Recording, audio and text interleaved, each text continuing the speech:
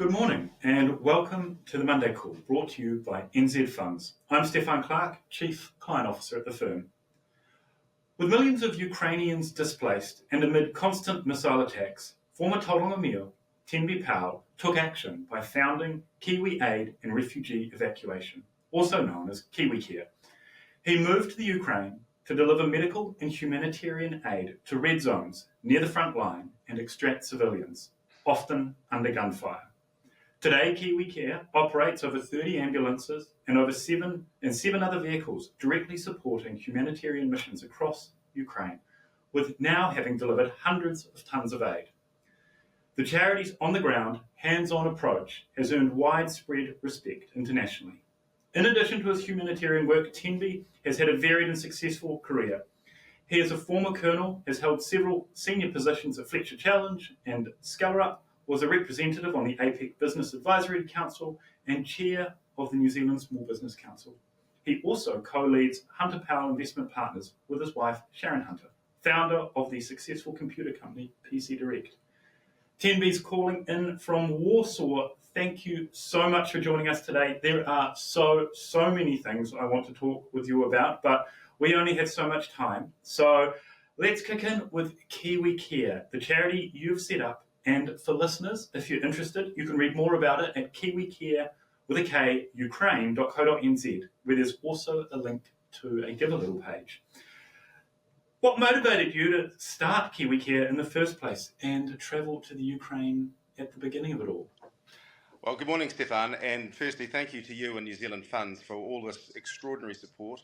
And welcome to the listeners that you have from an Eastern European, which is Europe, which has had an amazing summer, but the seasons are changing. And when they change, for those that know, they change very, very quickly. Look, in answer to your question, I sat watching the television in February 2022, as many of your listeners would have, and many people around the world did, aghast at 40,000 soldiers pouring across the border from Belarus with an objective to take Kiev in 2 or 3 days. And I felt, having watched the defence, the incredible Ukrainian defence, and seeing the humanitarian need that was there, that with the skill set I've got, and part of it you mentioned, both military and business, and with the time I had on my hands, I felt that this time I'm just going to go and do something. And that's really was the inception of the whole thing. I went to Warsaw originally with a friend who wanted me to help with strategic fundraising. He's a very successful businessman here in Poland. And the idea was to help raise money for his business, which they were transferring humanitarian aid from Poland into Ukraine. He described at the time that they had, such fatigue that he just needed some help. The inevitable happened when I got here, though, and I was asked by a team actually to help deliver ambulances, a Polish team. And we went into Ukraine, and I just saw this immense humanitarian need and had this burning desire to create a New Zealand flagged operation. And in May 2022, Kiwi K.A.R.E. was born. Wow. Okay. What is a typical day? I mean, I'm just trying to imagine it. What does a typical day feel like, and how do you, behave when you're obviously moving in and out of such a sort of difficult place? Yeah. So look, I mean, the typical days originally were mostly taking humanitarian aid forward and some medical aid. And it was about an 80-20 distribution at that point. I'm talking 2022, the middle of 2022 up to the end of 2022. We have completely flipped now, and it's really 80% medical and 20% humanitarian, because the need continues to be so great. And that really has become our focus. And of course, we're still doing evacuations, mostly of elderly, but not always, from red zone towns and villages where it's no longer feasible to live under any circumstances. And I guess the zones are changing, are they? So so it's not that there's a fixed place, of course. It's that, there will be one village will be this, and then it'll be reclassified, or, we'll have... The front line, and we work behind the front line, is ever evolving. And, the Ukrainians have had some wins in some parts, and the Russians have taken some villages in other parts. When following the 2022-23 counter-offensive, which was just phenomenal by Ukraine, we got access to towns and villages which were newly liberated. And in those places, we found people that hadn't seen a medical professional for, in some cases, years, because we forget in New Zealand and other parts of the world that this war has in fact been going on since 2014. And so we were able to provide, some relief with medical aid that we brought in, but we also had on a couple of occasions doctors and nurses travel with us, and that will in the future become more of our model. So we've just recently introduced a road of life concept. We're going to retain 4 of the ambulances that we've got under this road of life banner for Kiwi K.A.R.E and our Ukrainian partners, an entity called Day by Day Foundation, and we will run those in 3 particular regions, really, in and around the Kharkiv Oblast. Oblast is a region, down in Kherson, and with an ability to range into Zaporizhia, which is where the vast majority of that need is that we can facilitate. And we have, I guess, decided that we have these key areas that we go to, and we keep going. We get to know people. They trust us, and we've got a trusted relationship with them, and we can operate more effectively as a consequence of just running all over the place, trying to be all things to all people, which in a country which is the second largest on the European continent is impossible. Yeah, and there's vast distances to travel, and obviously, as you mentioned, the front lines do keep evolving. Can you tell us a little bit about a particularly memorable mission? Are we calling the missions that you've conducted? Yeah, look, there's many really. I mean, in the old days, 2022, when we were able to get to Bakhmut and we delivered to the Children's Hospital there, that was memorable. That's all gone now, of course. That entire city is levelled. I can remember getting out to Vachansk, which was only a kilometre away from Russia. The road was unbelievable, and that was pretty dangerous at the time. I can remember that vividly. But it's really not so much missions as such, it's the people. I see the faces a lot. The people that we've given stuff to, the evacuees that we've taken out, the tears, the hugs, the extraordinary destruction, kilometre after kilometre of residential housing and commercial buildings which are just, if not levelled, uninhabitable in every regard. So I kind of think about on those terms. Today that we get letters from what are effectively town or city mayors or regional governors and even village elders directed to our partners, to Kiwi K.A.R.E, to bring very specific things. And the vast majority of the letters that we're receiving now are for stoves and water boilers. And I think you're aware that we've got a fabrication plant or workshop in Kiev, and we make these things and distribute them all over the red zone areas. Okay, and what was the genesis of, or how did you kind of come up with the idea of we need to pivot and start working on building a manufacturing process for collecting burners, and then tell us a little bit about that and the reception that you get from people, and also I believe there's a little note on the burners which did warm my heart, to be fair. A plaque. It's a little gold plaque. A plaque. It adds nothing to the cost, but I'll tell you about that. So towards the end of 2022, when we the world, realised that a method of warfare that Russia was going to engage in was the destruction of civilian infrastructure, power, water, hospitals, attacks. I've lost count now, Stefan, but I think the last count was about attacks on 850 hospitals, of which about 250 have been completely destroyed. So if we go back to water and power, we recognised that we needed to have some way of delivering some relief to these people who were, for all sorts of reasons, remaining in situ. And we came up with an idea of a concept which is light and easily movable, which is critically important, throws a lot of heat, can be used as a cooker, and can also boil water. And so what we did is we got a number of very high-profile television and social media influencers, to use the term, here in Ukraine, to put the word out, and we asked for what we call in New Zealand old electrical water cylinders, those that can't be repaired but are just lying in somebody's backyard somewhere. And they came in the thousands. And so we've got a team now in Kiev that stripped these things down to access the core tank and rebuild them as either a wood-burning stove or as a combined stove and water boiler, about 150, sometimes 200 litre tank. And these have been described as life-saving by the families and people who have received them in the red zones. And we put a little plaque on that simply says, "With love from New Zealand," and a little New Zealand map. And it always causes, it starts a conversation. People want to know what it is, where it is, and when we are able to communicate where exactly New Zealand is, it stuns them, absolutely stuns them. Fantastic. How did you go about securing the ambulances at the beginning of this all? I just asked them, John. And they said yes. Yeah, There's a bit more to it than that. It was a bit more than that. So a wonderful chap I worked for in the army is a very senior director in St John, and we were sitting I was up, this is when I was living in Kharkiv, and the missiles came in, as they do with monotonous regularity there, and they certainly did in 2022. It was a very bleak night. It was winter, and I couldn't sleep, so I thought I'd get up and make a cup of tea, as you do, and I wondered what we could do best. And then I was looking out the window into an absolutely black, frozen night, and I saw a little blue light in the distance, a flashing light, an ambulance clearly going somewhere as a result of these incoming rockets. And I thought, I wonder if we could help with, the ambulance volume that they need, because when I come back to the destruction of those hospitals, as we know, the infrastructure that sits around a hospital is often ambulances, so they get destroyed en masse as well.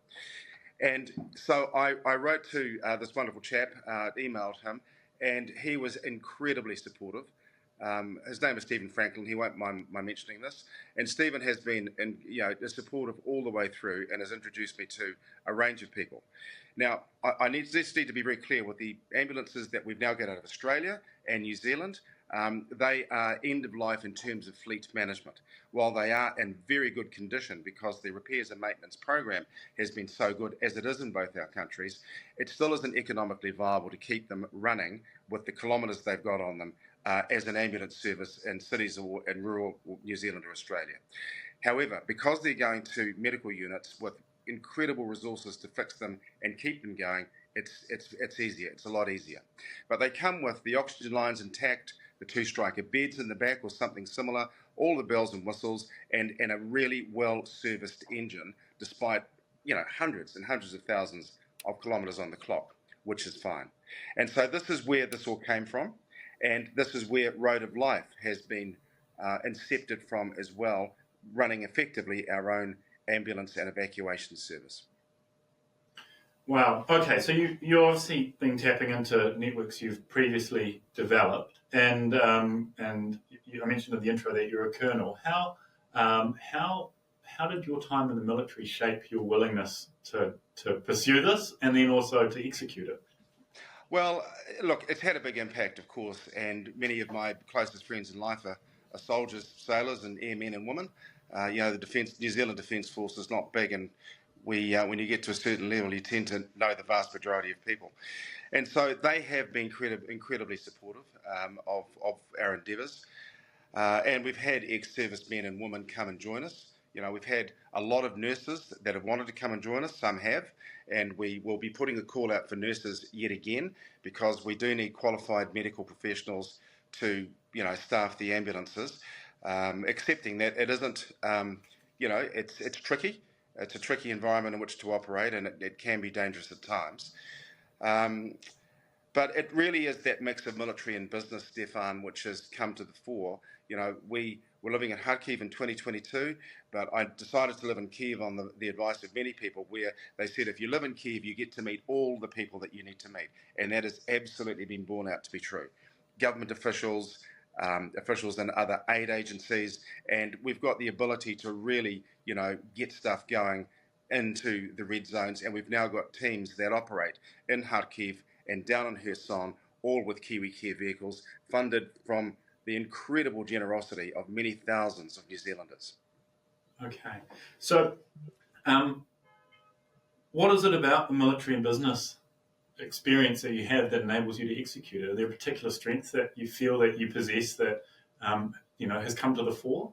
Well, I think from the military perspective, I've got a key focus on safety in the red zones. You know, the things that we don't do that others do, and I'm not going to mention others' organisations, but they have very sadly borne the brunt of what I consider to be less than adequate standard operating procedures. And so I guess there's that. We are able to develop relationships with the military very quickly and have done. And we need to do that because we need escorts, military escorts, into some of the towns and villages that we go to, because it's simply inconceivable just to drive in there in a soft-skinned vehicle like an ambulance or a van. From a business perspective, we're constantly talking about how we can collaborate and partner with other organisations. And the lifeblood of all that we do as humanitarian organisations is funding. And while we know that our funds go directly into the hands of those that need it in some form of humanitarian or medical aid, or in the case of a stove, or even funding for an evacuation. And some of the evacuations are very long haul. And this is why we don't use third-party warehouses. A chaotic environment like a full-scale war does attract chaos of other sorts. And sometimes there are people here that aren't here for the reasons that we believe they are. And we have had humanitarian aid stolen. We've had to interdict on a number of situations that are less than savoury. And so we don't do that anymore. And I've got incredibly reliable, honest Ukrainian partners, but we still do put aid in the hands of those that directly need it. We don't distribute through third-party warehouses. We've now got our own humanitarian hubs. We've got access to one in Hamburg, which is just phenomenal, run by Ukrainians, and a smaller one in Warsaw. But mostly there's nothing that we can't really get here if we put our minds to it.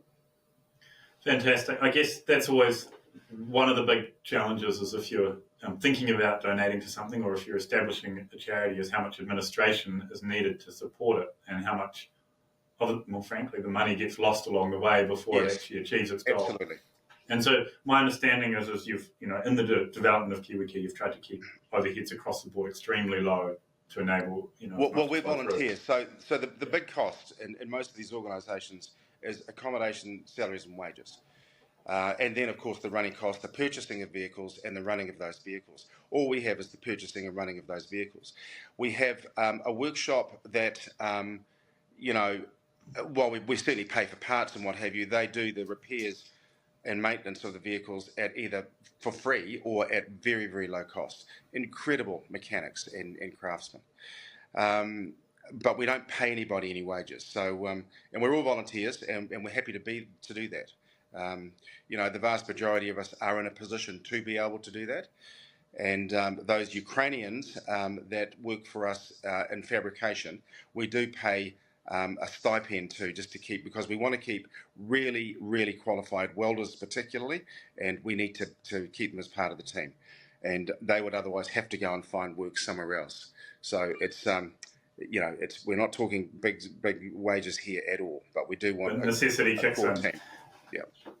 Okay. How you mentioned interacting with organisations in Kiev. Can you tell us about some of the relationships at a high level you've developed, and also how has the world responded to Kiwi K.A.R.E? And I guess a third Pacific country delivering aid in a very, very different place.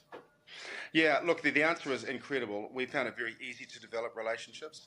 I've got, I would say, a friendship with the Ukrainian ambassador to Australia and New Zealand, Vasyl Moroshchenko. He's been incredibly supportive, and Vasyl has introduced me to some very senior government officials in Ukraine. And they've all been incredibly supportive. As you know, I mentioned to you that out of the blue, I've got and this is an answer to your question about how Kiwi K.A.R.E is viewed, around these parts of the world. I don't know how it happened, but Television Poland discovered that I'm back here for 3 or 4 days in Warsaw, and they want to do an interview this morning at 9:30. So, which is fantastic, just to keep that level of energy going. And I kind of do know what they want to talk about, and I don't think that we've talked about it, Stefan, but I've just put I've had with me Brent Impey for the last 4 days, the previous chairman of the New Zealand Rugby Football Union. And together, Brent is a trustee of Kiwi K.A.R.E, together with Sir Graham Henry. And we have been, and I had Brent in Kiev particularly to talk about how Rugby New Zealand might be able to help Ukrainian rugby. And this has been a conversation that's been evolving for the last 12 months or so. And it was absolutely fantastic to at last have Brent with me there with his profound knowledge in international rugby administration. And together with Ted, Sir Graham, I'm pretty confident that we will be able to really help Ukraine rugby. Begs the question, why would we do that? Well, it's just a great thing to do, to see sports development at this time and to be able to help them for the future with a game that they love and that they're good at. I mean, they're big and tough and sporty. They're a lot like New Zealanders in so many ways. And we believe that they will have every ability to be an internationally leading rugby team if we can help them with that strategic development at this time. Fantastic. And I guess it brings ties between the countries as well as that sporting component grows. Yeah. Okay. And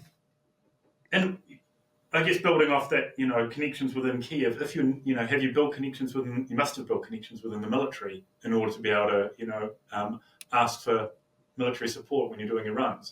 How does that practically work? Do you literally call up someone and say, "I need someone to, join us"? Well, bear in mind, I've got Ukrainian partners, and everybody's in this together, so everybody knows everyone.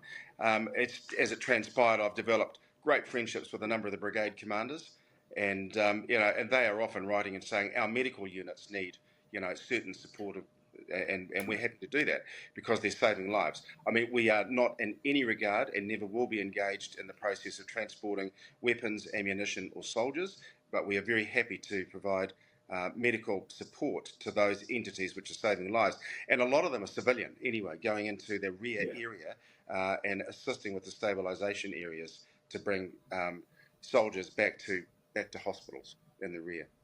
So it's a sort of a two-way street. There's a need, you can request support, and then they come to you as well and say, we know there's need, can you please support us? Well, it's a bit different than that, actually. They'll often come to us and say, we have a village that we can't support because our operational tempo is too high. Forward to that village, would you come and look after them, and we'll give you a couple of vehicles and some guys to A, guide you in, and B, just give you a bit of protection if it's needed. Okay, cool. Okay. How has your perspective on the conflict changed since you've been there, if at all? It hasn't changed at all. I was interviewed, I think it was Radio New Zealand in 2022 when I first went, and I said then, and I'll say it again today even more strongly, that I believe this is a war that has the ability to change world order. What started with a war of colonisation by Putin has now turned into a war, an imperial war trying to recreate the USSR, and he's very open about that today. He views Zelensky as nothing more than a Jewish clan leader. He's said these things. He views the Ukrainian people as vassals of Mother Russia, and they should be paying homage for the feudal tenure they have over land. He considers them to be a non-people. He considers the language. He doesn't recognise the language. And so, these are all the hallmarks of colonisation in every regard, but he has now, in very recent times, expanded his rhetoric to that of an imperial, motivation, and so, and saber rattling with other nations that used to be part of the USSR. So, I maintained the view that I held in 2022 that this has the ability to change world order. We're seeing alliances that are unusual, to say the least, Russia, Iran, and North Korea. And we're also seeing the economic impacts of this war. Just for example, I mean, Ukraine produces 30% of the world's sunflower oil. And if we wonder why oil and wheat-based products are more expensive on supermarket shelves, you just need to look to here. I'm not suggesting for a second that Ukraine is responsible for global inflation, as it has been, entirely, but it's certainly having an impact on it. The shipping routes are open again, though, aren't? And the shipping routes are broadly open. Is that right? No, they're not. Not in the Black Sea. Not at all. Okay. No. It seems to come and go, doesn't it? And then, well, what had happened, of course, there was a deal done where wheat and oil was going to get out through the Polish border but there was a bit of a disaster there where a whole lot of business guys got together and dumped it in Poland. And of course, that caused huge consternation at that whole border. Getting in and out of Ukraine was very, very difficult. I've done it 4 times in the last week because of collecting Brent from a plane and then dropping him back off at a plane. But yesterday it was touch and go. We were there for a good 4 hours or so, and we were getting a bit concerned about getting into his flight. So, yeah.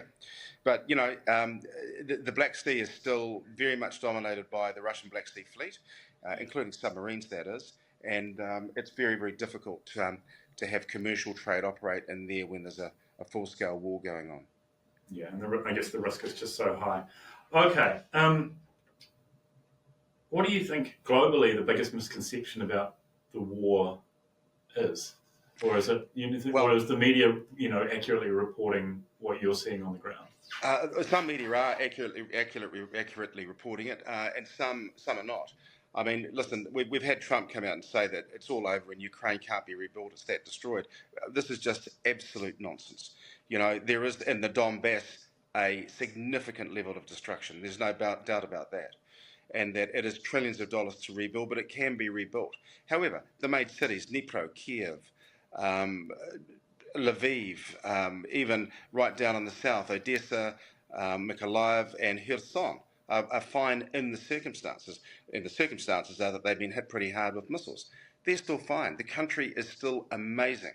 It is a beautiful country with wonderful people, and they are looking to the West. They are looking to be part, at some stage, of the EU, and they will definitely, and hoping sooner rather than later, to be part of NATO.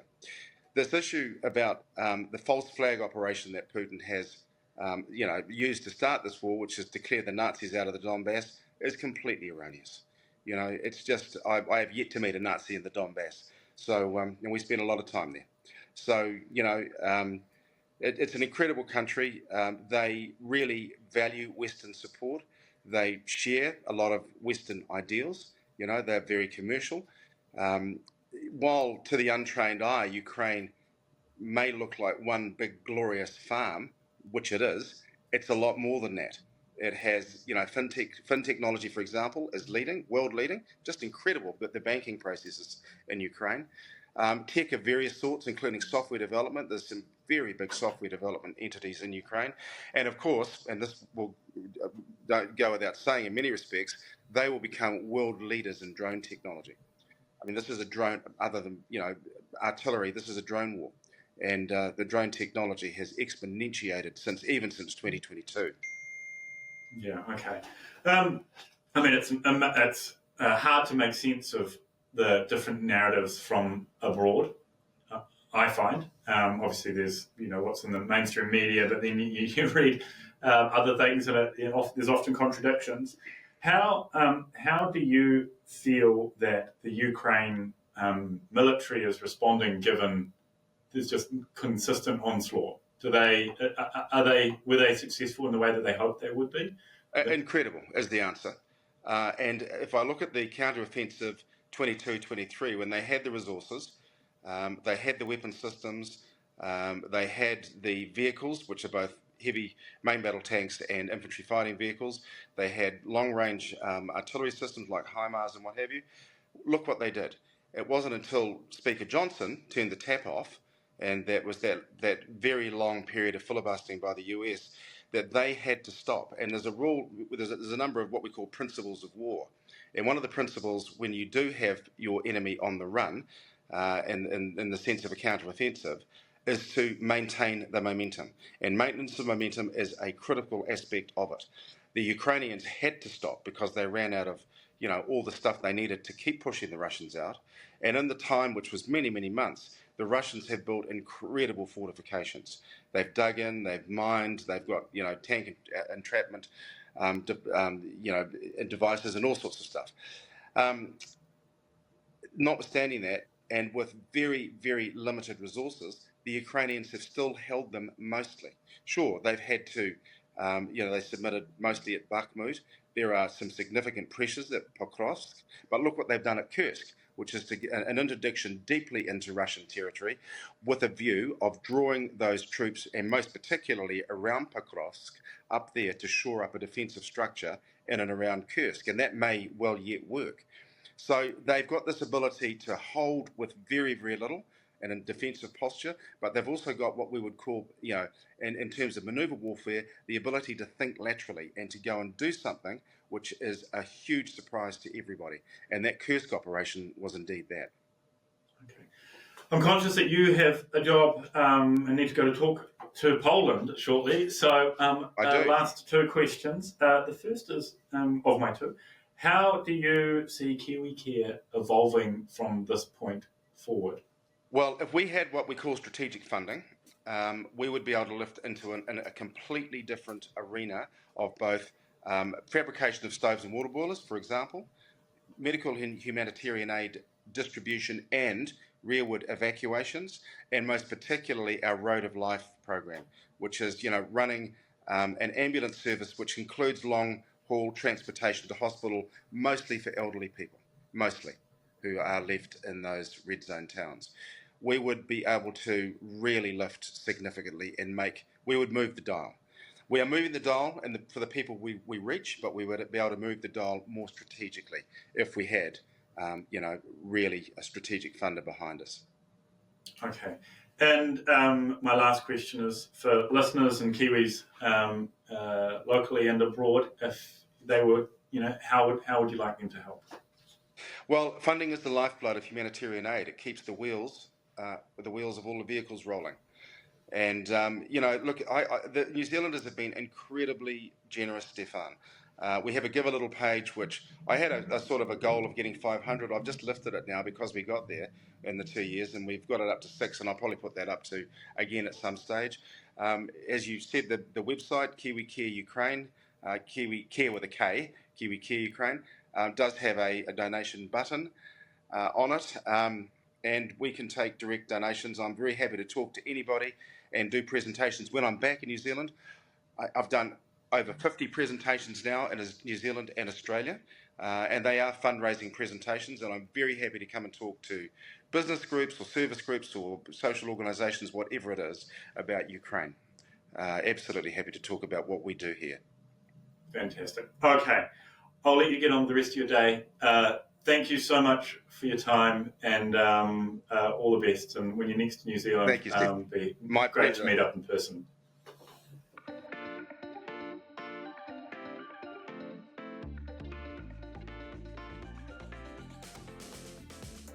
New Zealand Funds Management Limited is the issuer of the NZ Funds Active Income Series, NZ Funds Active Inflation Series and NZ Funds Active Growth Series, together the NZ Funds Active Series, as well as the NZ Funds Kiwi Saver Scheme, the NZ Funds Managed Superannuation Service, NZ Funds Wealth Builder and NZ Funds Income Generator.